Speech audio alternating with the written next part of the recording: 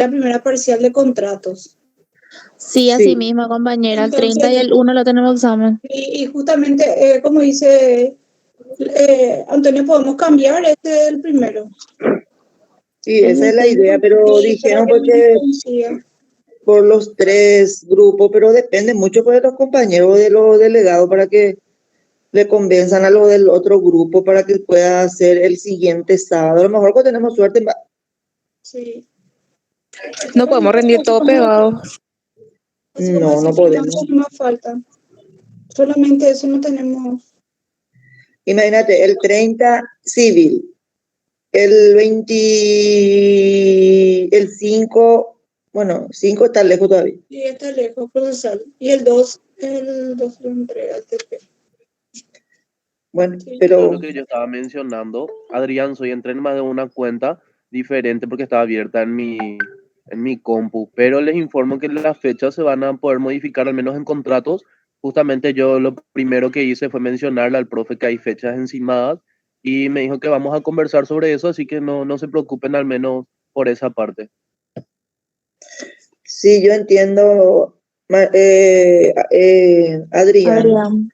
Me hubiese gustado nomás que se mueva el del Intelectuales. sábado. Eso nomás lo que yo pedía por las dudas, ¿verdad? Pero si no se puede, no se puede. Pero eso nomás lo que me hubiese gustado porque no voy a rendir pues el sábado. Y a lo mejor muchos no rinden tampoco los sábados. Muchos que tienen algún compromiso. Yo, por Pero ejemplo, no no voy sé, a poder lo del 30 ni el 1. Cero. los dos luego. No, yo no voy a estar, yo voy a estar de viaje, pero bueno. Vamos a ver qué pasa. Vamos a Ojalá ver. que cambie. Y ojalá. Bueno, buenas tardes chicos, ¿cómo están? Buenas tardes, profesora. Yo soy la abogada Natalie Vargas, soy la profesora que le va a reemplazar por hoy al profesor Corina que tuvo un inconveniente, entonces no puede estar con ustedes, ¿sí? De fuerza mayor. De todos modos, hoy vamos a dar la bolilla 1, él me indicó. Es una bolilla súper simple, pero sí tienen que leer un poco más del libro y es súper fácil, entonces yo creo que vamos a terminar en rapidito, ¿sí? Bueno, vamos a empezar. Voy a compartirles mi pantalla para que puedan ver la diapositiva. A ver.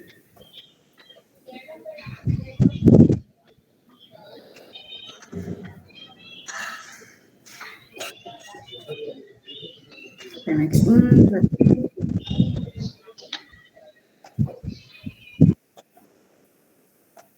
Okay.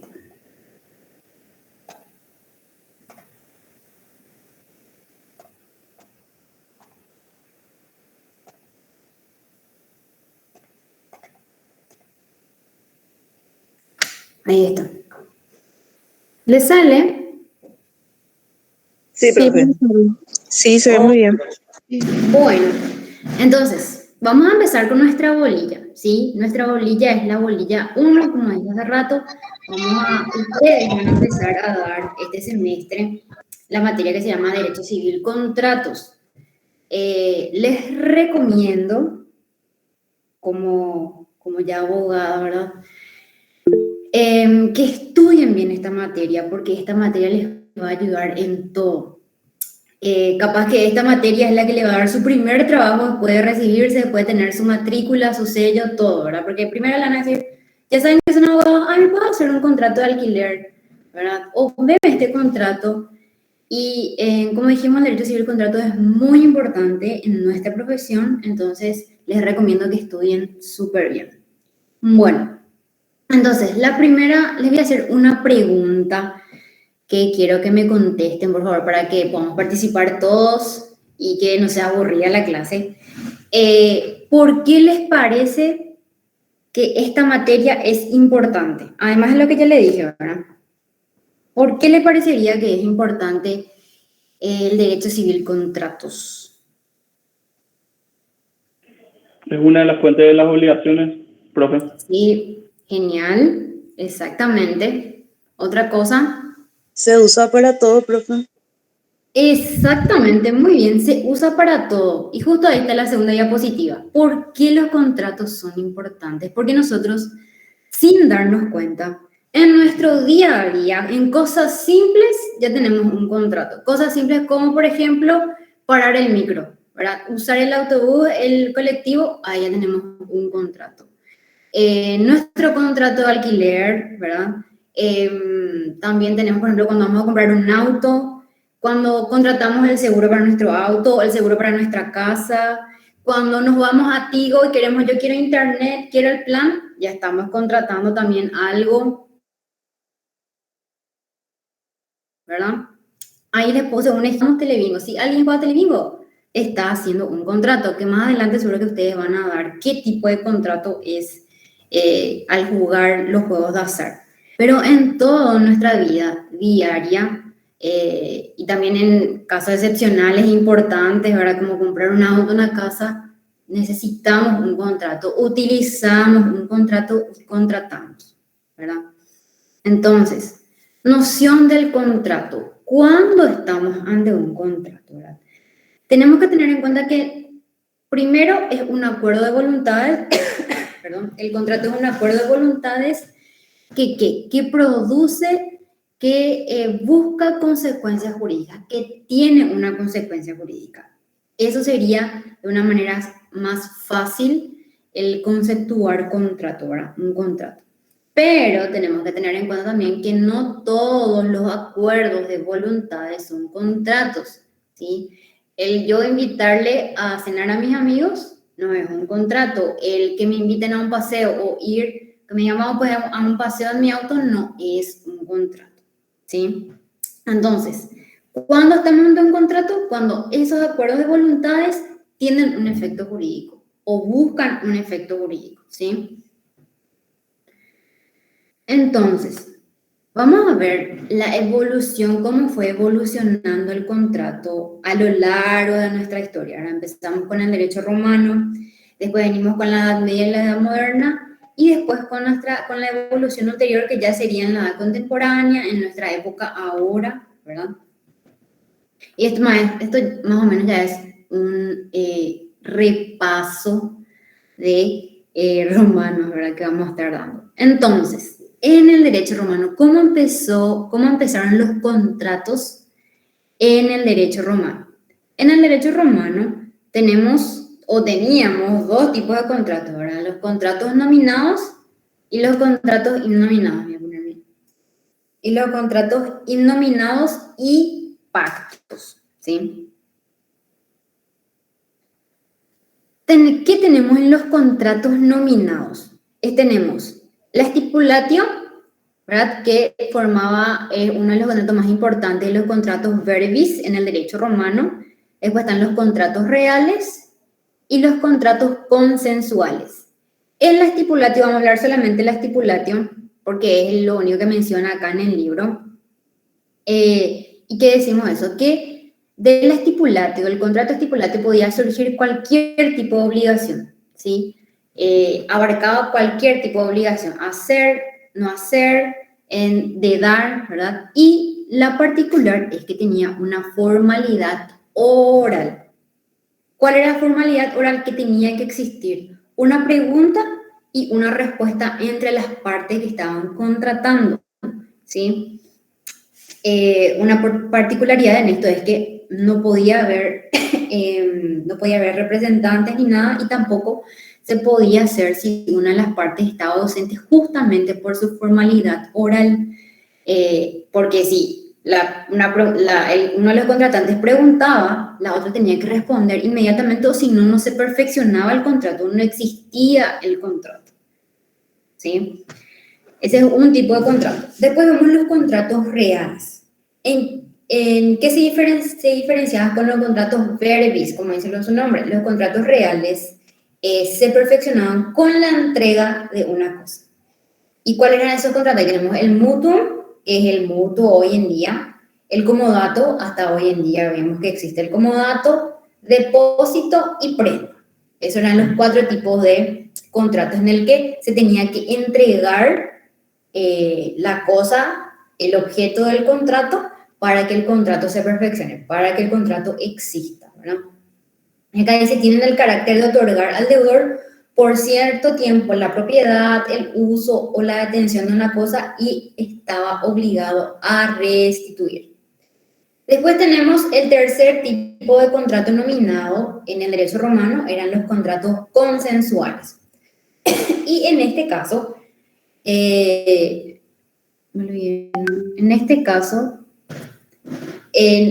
los contratos consensuales no tenían ninguna formalidad.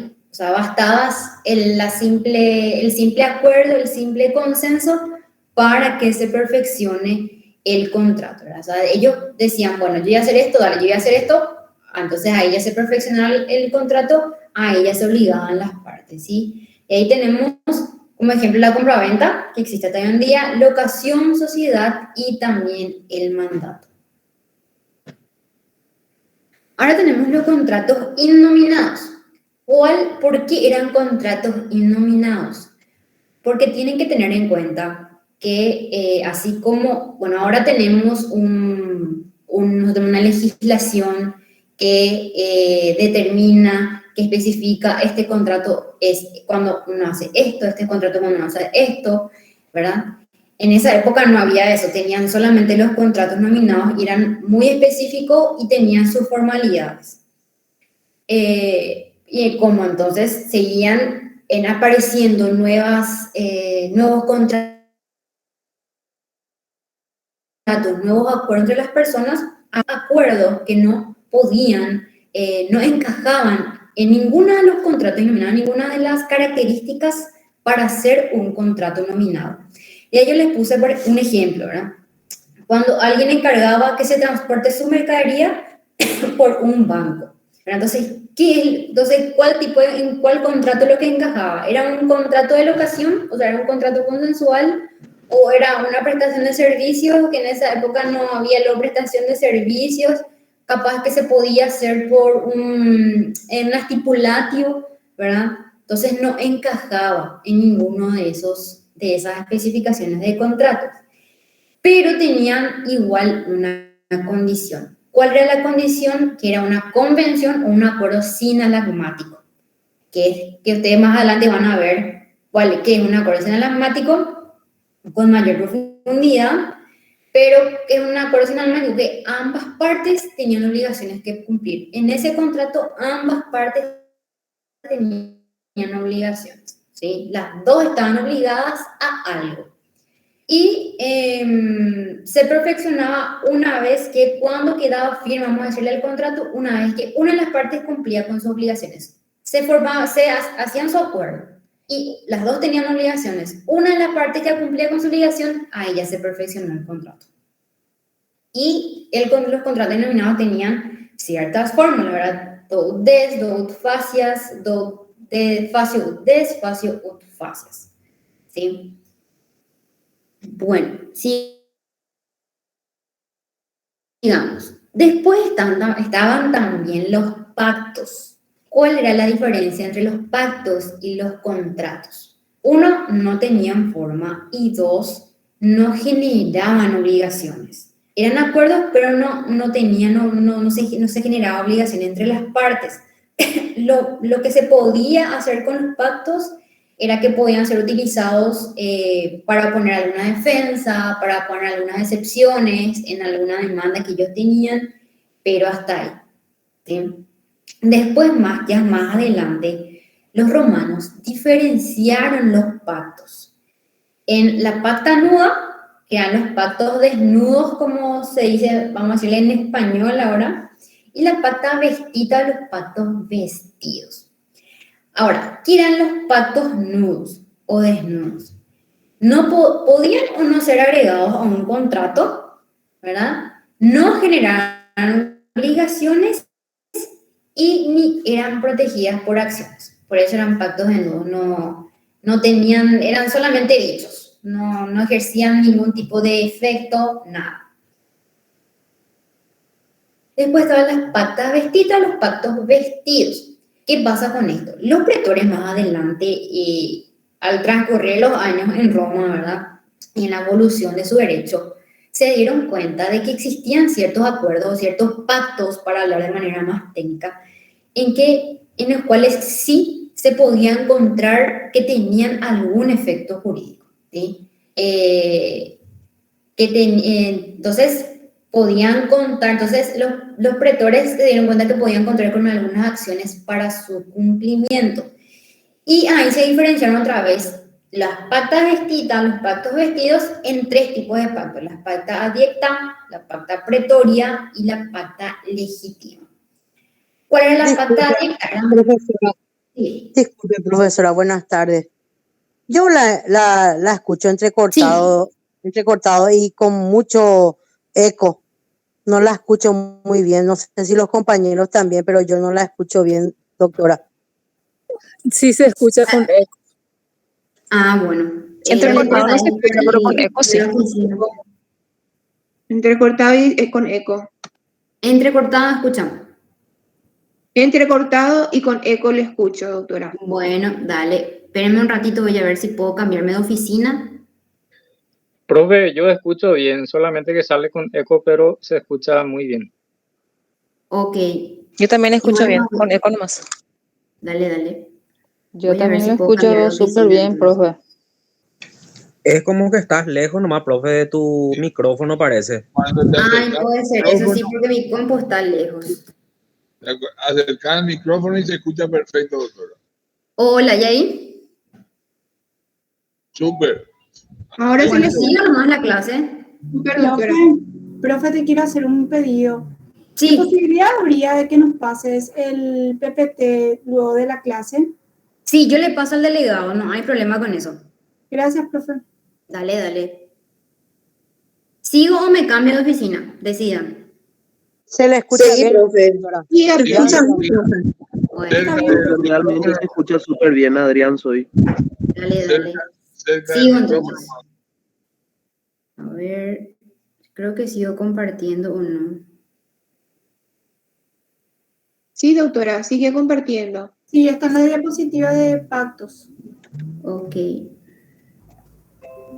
Aquí. Voy a volver nomás a compartir porque ahí me perdí.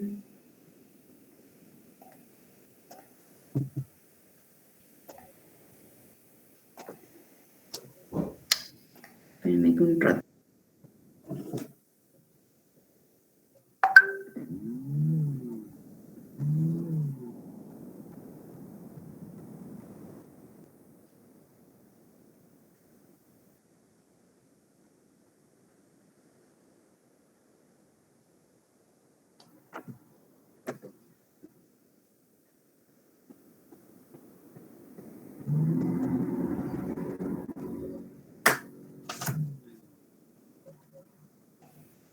Ahí está.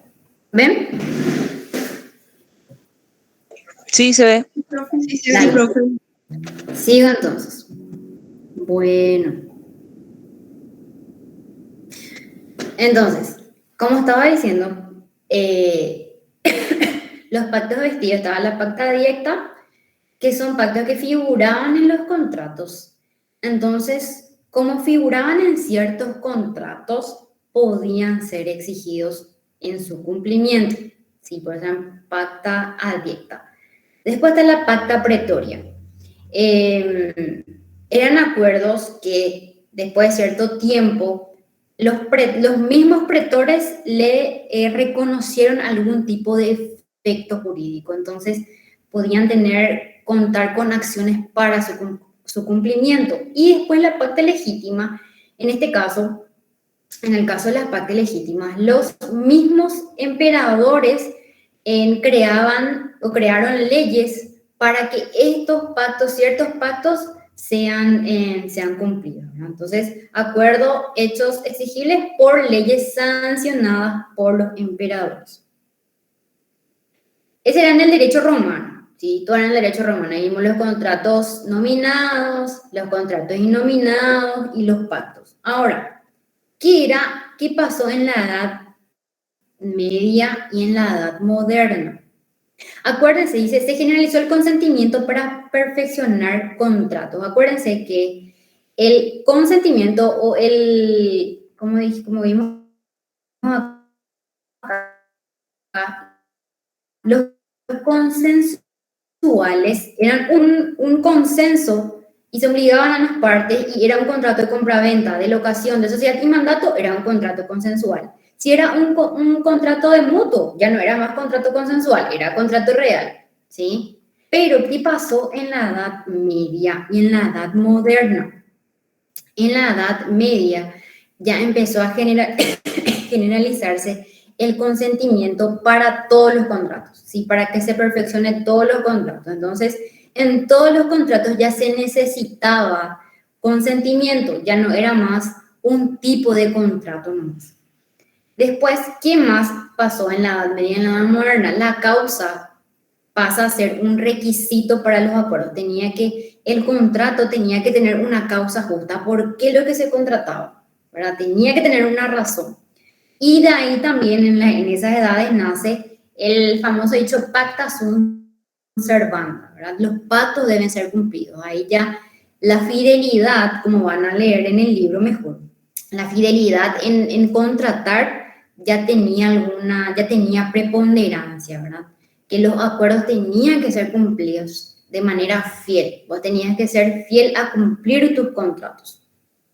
Y tenemos también que la liberalidad o la justicia conmutativa pasan a ser las causas, ¿verdad? Para que un acuerdo sea reconocido como contrato. ¿Y a qué es lo que se refería a eso? La liberalidad es la intención de efectuar el contrato, ¿verdad?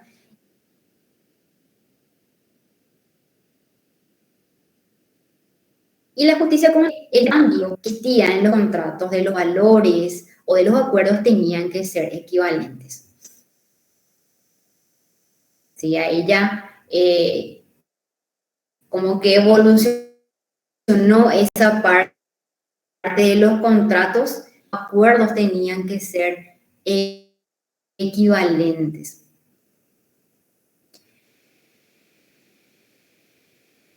Profesora, su señal. Esa es la Edad Media, en ulterior que ya sería la edad. Bueno, me voy a cambiar nomás de oficina, ¿sí? Dale, profe.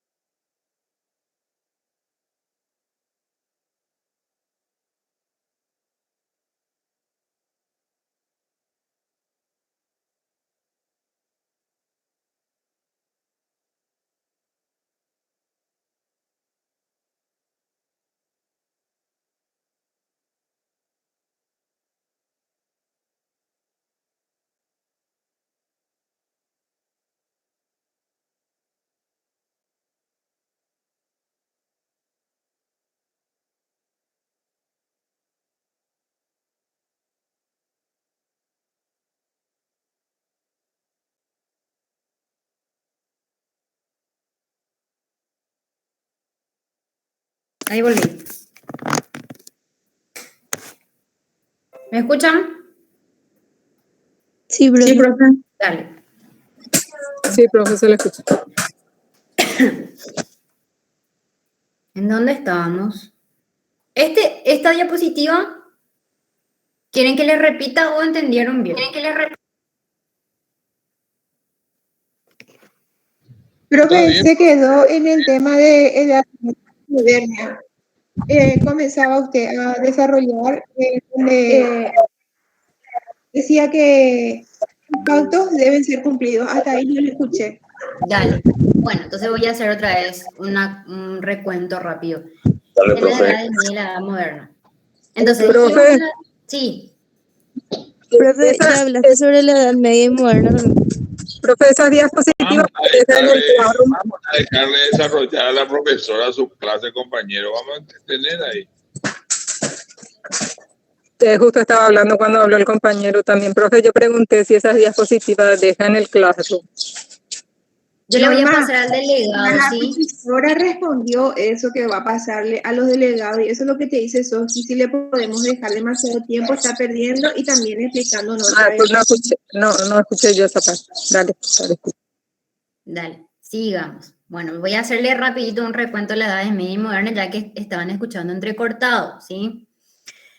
¿Qué es lo que yo estaba contando sobre la edad media y moderna? Que se generalizó el consentimiento para perfeccionar contratos. Dijimos que en el derecho romano los contratos consensuales eran un tipo de contrato que se utilizaba el consenso. Si tenía consenso y si era contrato de compraventa, de locación, etcétera, etcétera, las tipificaciones, era un contrato consensual.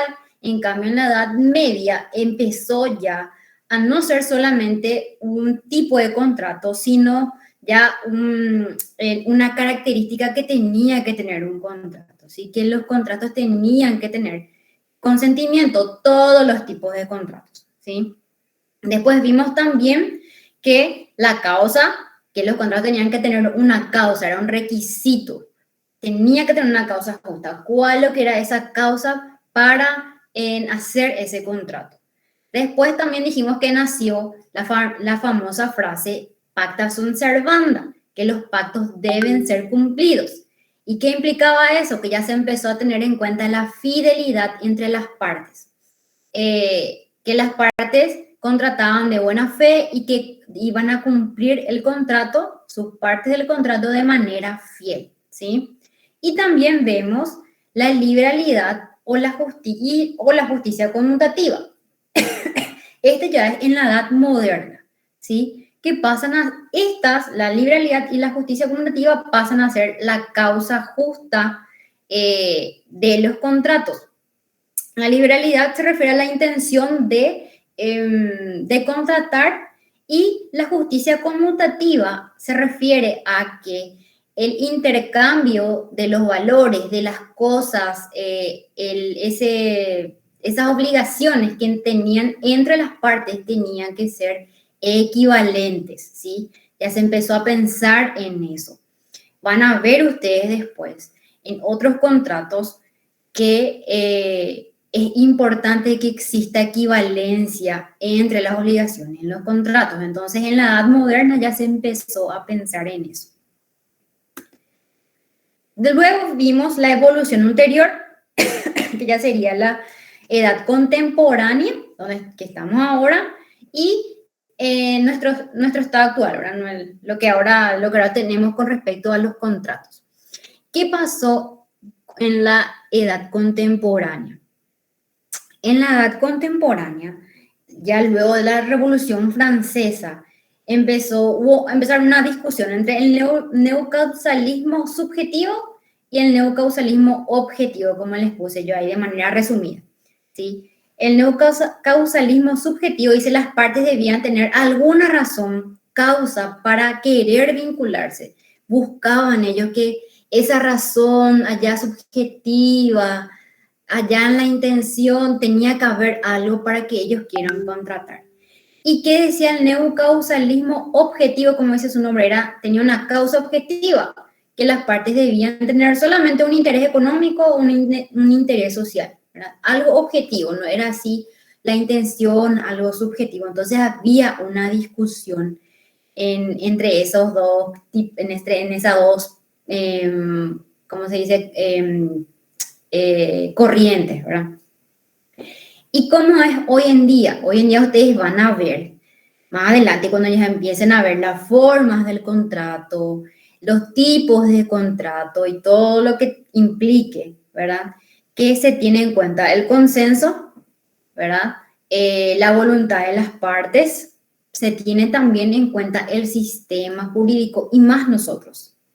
Hoy en día nosotros, que nos basamos mucho en el derecho romano y que nos basamos mucho en nuestras leyes, en nuestro código,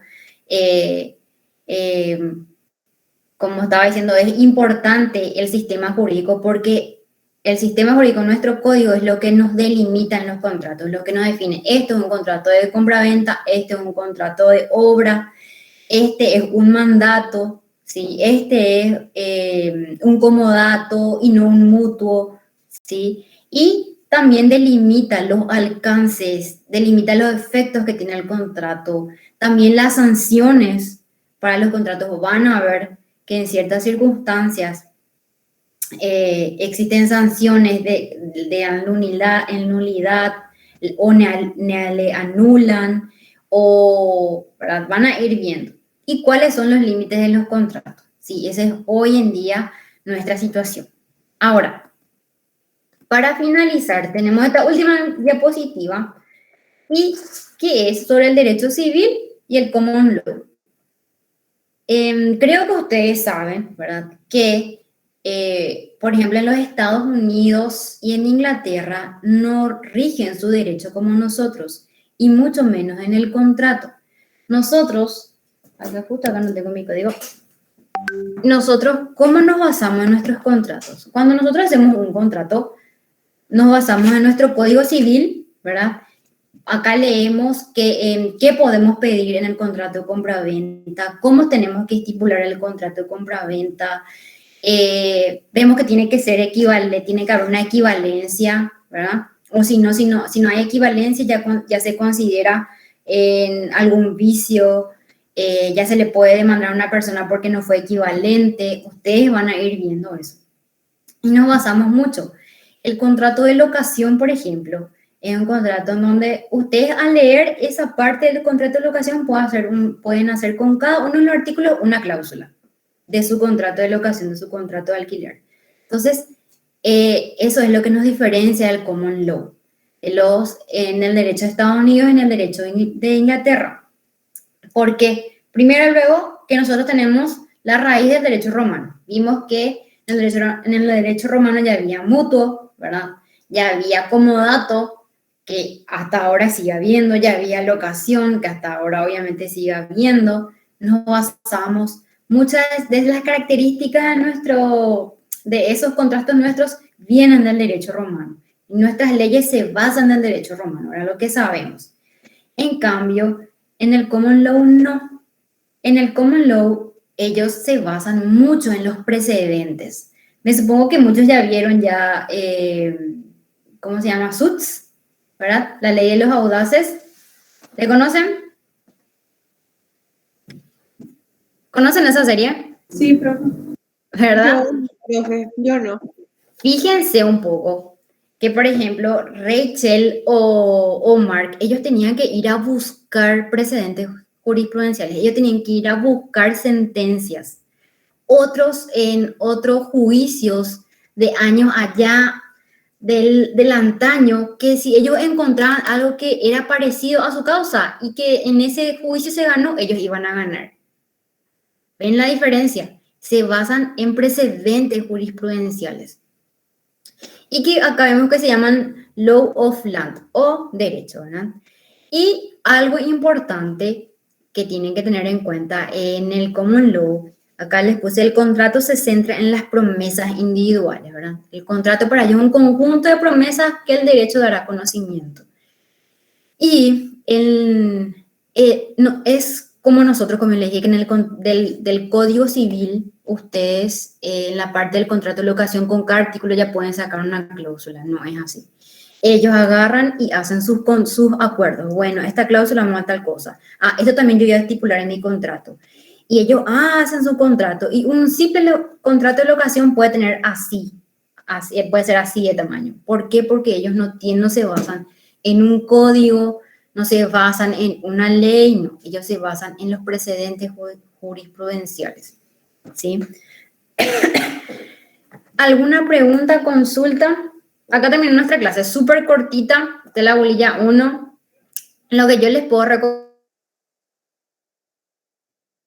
recomendar como alumna, yo no estuve a la tarde, yo era de la noche, pero algo que a mí me ayudó muchísimo es estudiar mucho del código. En el código está todo, al menos en la parte de contrato, ahí ya está todo lo que se estipula, todas las características de cada contrato, en el código ya está todo. El libro les sirve solamente para unir esas ideas y para entender un poquitito más. Así que les recomiendo que lean, que estudien mucho del código, ¿sí?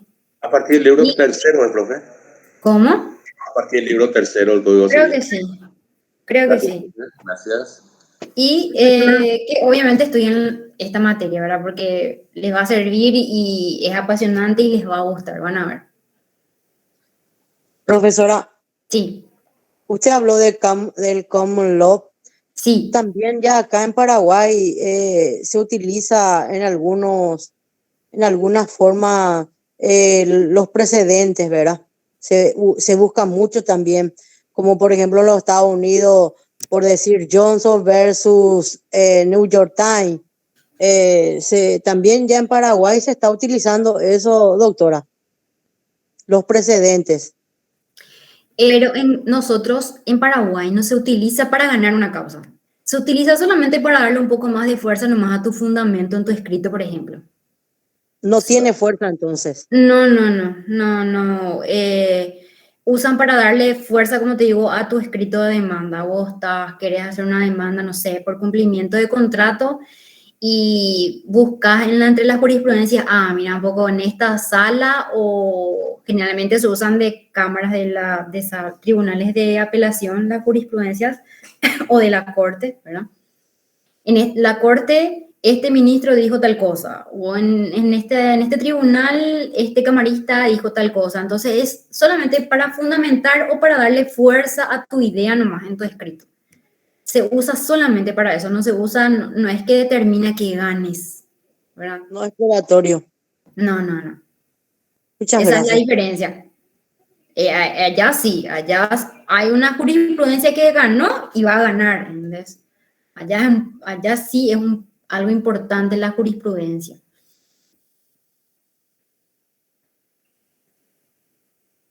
¿Algo más?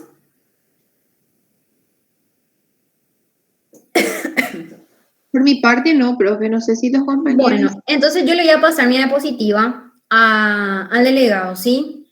Y ahí no sé cómo es, creo que suben a su Classroom, ya ustedes se van a organizar. Yo sin ningún problema, ahora mismo ya les paso la diapositiva para que tengan. ¿Está bien? Gracias, profe. Adrián, Bueno, no sé si en algún día voy a volver a estar con ustedes, ¿sí? Así que les mando saludos igual de parte del doctor Karina, que hoy no puedo estar con ustedes, pero seguro en nuestras clases sí.